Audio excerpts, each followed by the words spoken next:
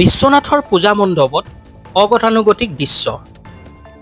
জুবিন সহ বহু স্বনামধন্য শিল্পীৰ স্বৰ্গত থকাৰ দৃশ্য। পূজা বুলি ক'লেই যেন গতানুগতিক বিশ্বনাথ।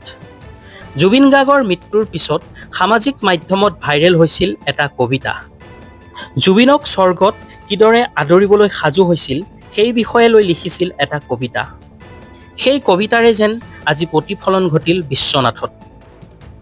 হিয়াৰ আমঠু জুবিন গাৰ্গক সোঁৱৰণ কৰি পূজা মণ্ডপত দেখা পোৱা গ'ল জুবিন গাৰ্গৰ লগতে অসমৰ বহুকেইজন শিল্পীৰ প্ৰতিচ্ছবি। বিশ্বনাথ চাৰিআলিৰ শ্যামা সংঘৰ উদ্যোগত নগৰখনৰ মাজমজিয়াত এইবাৰ পূজা মণ্ডপত দেখা পোৱা গ'ল এইদৰে ব্যতিক্ৰমী পৰিৱেশ। অসমীয়াৰ প্ৰাণস্বৰূপ বহুকেইজন শিল্পী স্বৰ্গগামী হোৱাৰ পিছত তেখেতসকলক সোঁৱৰণ কৰি এক অপূৰ্ব দৃশ্য তথা স্বৰ্গ সদৃশ এক পৰিৱেশ সৃষ্টি কৰিছে বিশ্বনাথৰ শ্যামা সংঘই।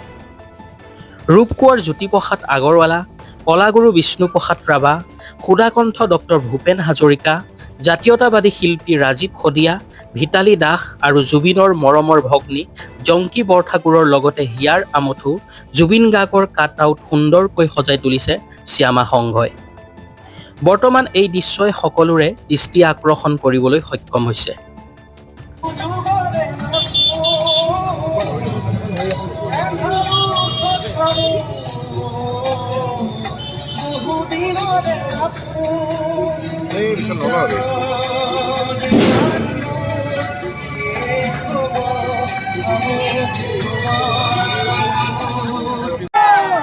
Jubinder! Jai Jubinder! Jai Jubinder! Jai Jubinder! Jubinder Amar ho!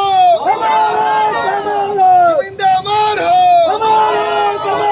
Justice for Jubinder! Justice for Jubinder! Justice for Jubinder! Justice for Jubinder!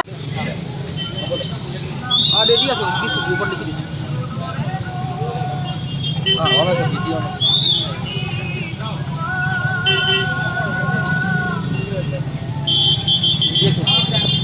হয় আমি খুবই মানে কামা পূজা উপলক্ষেতো এটা যিটো আনন্দ থাকিব লাগিছিল সেই আনন্দটো নাই। আমি খুব ব্যথাটোৰ মনত আমি এইবাৰ শ্যামা পূজাটো পাতিছোঁ আৰু এইবাৰ মানে এমাহ হৈ গ'ল জুবিন দা আমাৰ পৰা প্ৰয়াণ ঘটিছে।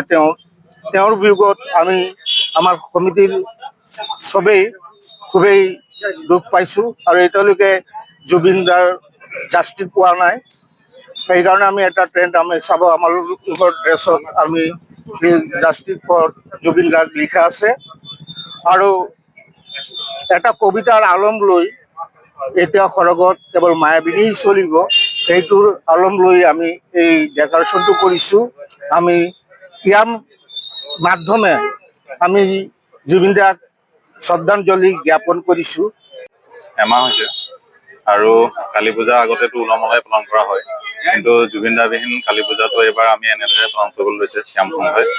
আৰু আমাৰ জুবিন দালৈ আমি ট্ৰিবিউট হিচাপে আজি এই থিমটো আমি আনিছোঁ আৰু ইয়াৰ কাৰণে আমাৰ যিসকল আমাৰ শ্যাম সংঘৰ কাৰ্যকৰ্তা আছে তেওঁলোকে বহুত কষ্ট কৰিছে আৰু আশা ৰাখিছোঁ আমি এই থিমটোৰ যোগেদি জুবিন দাৰ যিটো ন্যায়ৰ কাৰণে যিটো অসমৰ জনগণে যিটো আন্দোলন চলাইছে বা সমগ্ৰ ভাৰতত যিটো আন্দোলন চলি আছে ইয়াৰ মাজতে আমি ক'ব বিচাৰিছোঁ যে জুবিন দাই ন্যায় পাওক আৰু এইটো আমি অহৰহ প্ৰচেষ্টা ৰাখিব লাগিব আৰু সেইকাৰণে আমি লিখিছোঁ জাষ্টিছ ফৰ জুবিন দা।